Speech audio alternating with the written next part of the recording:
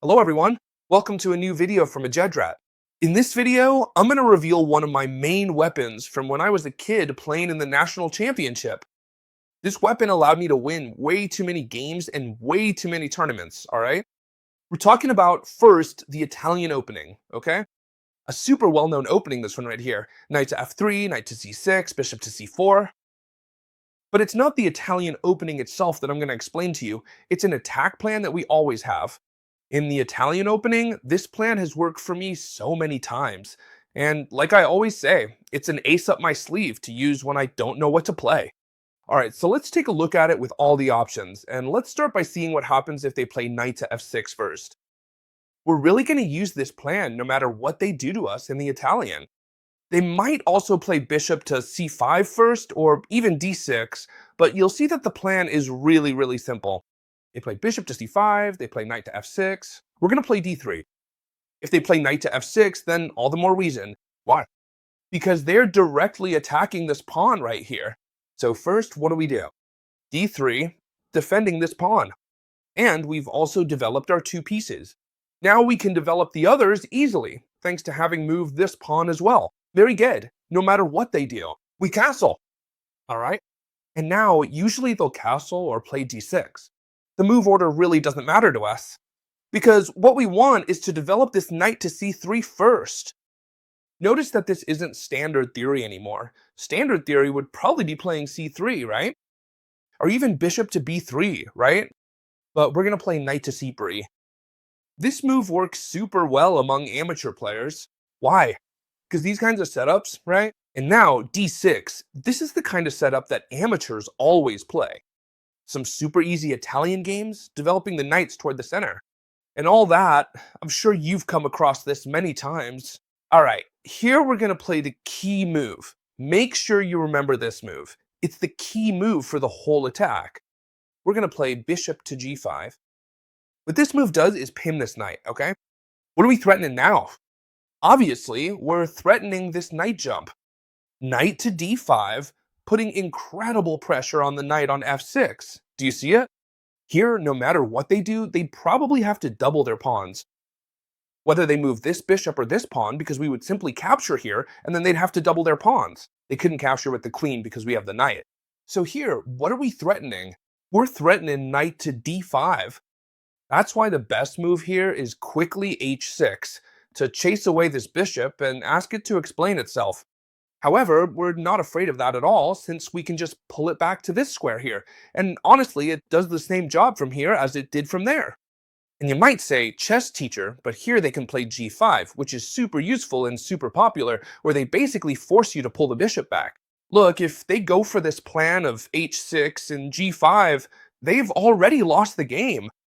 That's right, they've already lost the game, and I'm going to explain why. We're simply going to capture this pawn with the knight. Why are you sacrificing the knight, chess teacher?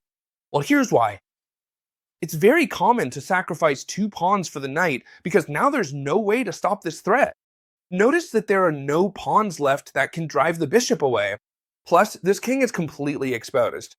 And pay attention because I'm going to show you how to win this. It's super easy. So what do they have to do now? Well, it's really easy. There's only one move that seems to save them, right? Imagine that here they ignore the threat and, for example, play rook to e8. They've already lost. Why? Because after knight to d5, now we're going to capture this knight completely for free. There's no way to save themselves. Notice that this knight is pinned. Do you see? So here, if they make any random move like rook to e8, we would simply win the game.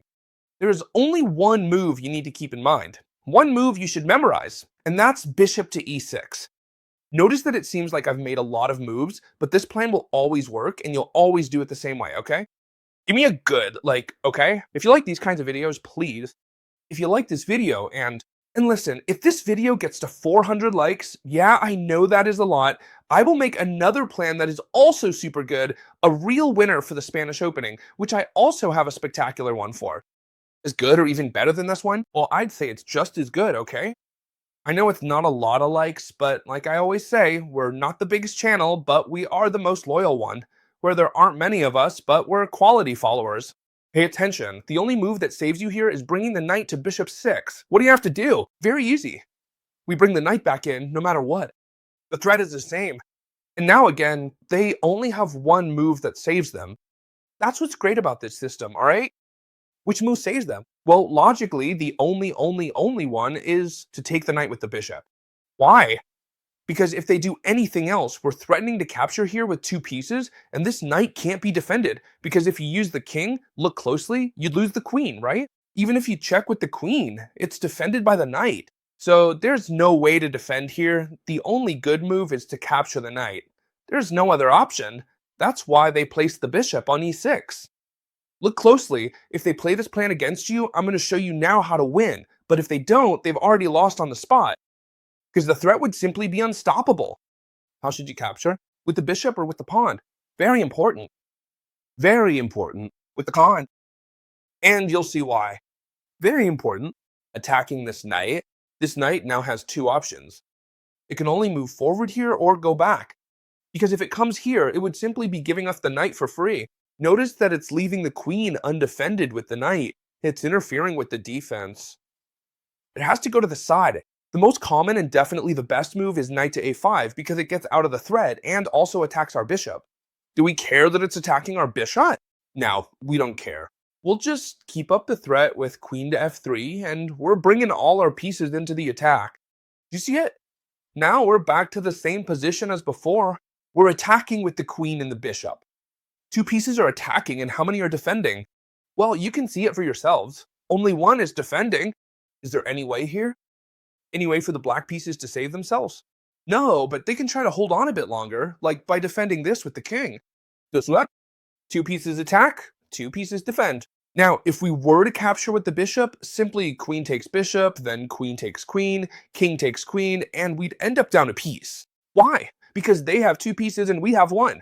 Remember well that we sacrificed our knight in exchange for two pawns, so we can't just trade pieces carelessly. However, it's absolutely fine because the winning plan, pay attention because it's very simple, is to bring the other rook into the attack. That's also why it was so important to capture with this pawn, because it had two purposes. First, to drive away the knight and gain a tempo, and second, to open the way for the rook to come in. So we bring the rook that wasn't doing anything into the attack, and at this point, it really doesn't matter what they do. The most logical thing they'll try is to move their rook to get their king to the other side. That's really the only plan they think might save them. But don't worry, because it's as simple as this. No matter if they do that or something else, we're going to do the same thing and we're going to win. What are we going to do? Well, it's as simple as taking advantage of the fact that this knight is pinned, rook to 4. We have all the time in the world, and I'm going to explain why, and you'll all understand. Notice that this king can never move. No matter how much it tries to come over here, as soon as it moves, it will lose the knight. And once it loses the knight, it will be left with two pawns down from the castled king, alright? So it would be in a completely lost position. So this king can't move away from defending the knight. We have all the time in the world to bring the rook over, get it involved in the attack, taking advantage of the fact that we've placed this pawn here. You've seen how important it is to capture with this pawn, and it might look like this rook is under attack, but it's not, because we have the bishop, as I mentioned, pinning this knight. What can they try to do? Honestly, it doesn't matter to us at all. It can't do anything. For example, they could try bringing the queen over here, just to say something, right? And then we simply bring the rook into the attack. It can't capture either, for the same reason. And now we're threatening way too many things. If at some point they capture here, sometimes you don't even need to recapture. Maybe, if they had done it earlier, yes, it wouldn't have mattered either. But in this case, look closely. We could simply take here with check and win the queen. Right? Why? Because they can't capture here since we're giving a double check with the bishop and the rook. So they'd have to move the king and then capture. We would capture here. What would have happened if, when we're in this situation, I'm going to go back just a bit so everyone understands me.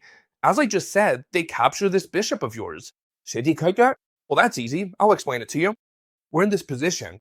Let's suppose that here, instead of, well, this hasn't moved, right? Instead of rook to g8, like I said, they capture your bishop. So now, well, we do this and they capture your bishop here. Of course, we should capture. In this case, we really should capture because we don't have a direct attack. Notice that in this video, I'm trying to explain to you, no matter what they do, how you should react. That's why this video is so thorough, okay? In this case, since we don't have a direct attack, yes, we recapture this knight, okay? And they don't have any other counterplay because, notice, they're in the same situation. They'll never be able to move either the king or the queen away from defending the knight. Why? Because they'd lose the piece. And whatever they do, as always, they're going to lose the game. This bishop won't be able to come and defend the knight in any way because its path is blocked. A super important detail. And now you're really going to fall in love with this attack. I'm sure of it. Take a good look. Knight to f3, knight to c6, bishop to c4, the Italian opening. Earlier we saw knight to f6 here, but I told you it didn't matter. For example, bishop to c5 is the other main line, as a response to the Italian opening. So we play d3 anyway. We always play the same. Castle, okay. Castling, for example, or d6, it doesn't matter because we're going to play knight to c3 and we usually reach this position. The move order doesn't matter. Almost all amateurs end up in this position here. And I told you that the key move here was the bishop pinning the knight. You've already seen how amazing that is, right? It's clear that here we were threatening this jump, and that's why they play h6, which is a good move. The bad move was g5, but what happens if they don't play g5? Well, this detail is going to win you over, and I'm sure you hadn't noticed it before. They might say, well, I'm going to threaten you with the same thing. Watch out, right? I'm going to do exactly the same thing, and this happens a lot among amateurs. What's the small difference here? The difference is that our plan actually worked. Careful, we can play here. They'll say, well, I'll just do the same thing, right? But we really can play g4. Let's see, chess teacher, why can we do it?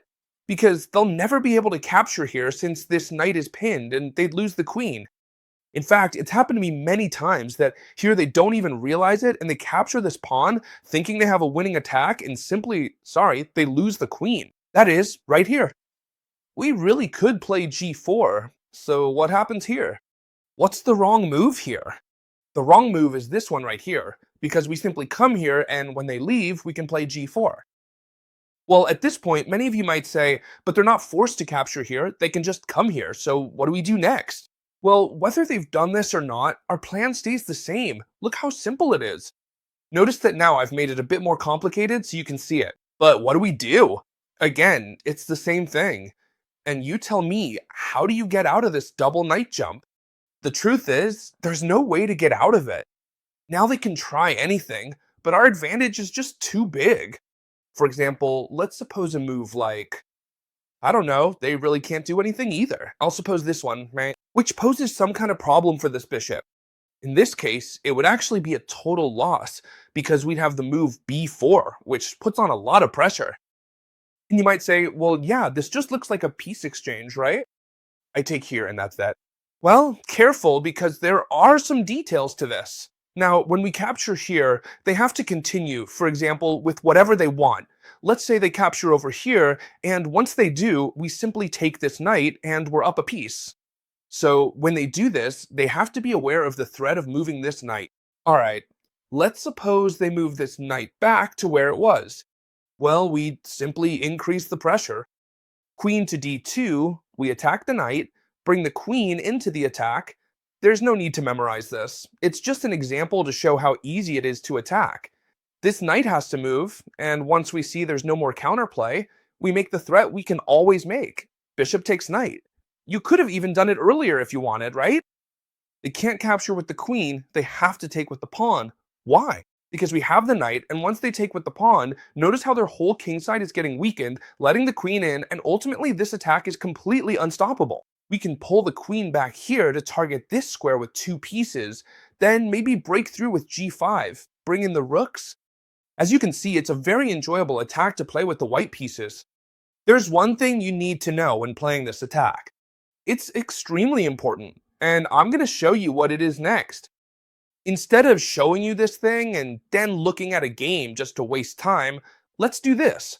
I've already found a strong game where this last variation I'm about to show you is played, so we kill 2 birds with 1 stone. The video is shorter, and you spend just the right amount of time, investing the time you need to learn this opening. Look, bishop to c4. In this game, first knight to f6 was played, then d3, bishop to c5, castling. This is all stuff we've already seen, right? Castling, knight to c3, and d6, the key move. Bishop to g5, very good. But now something happens that hasn't happened in any of the previous variations.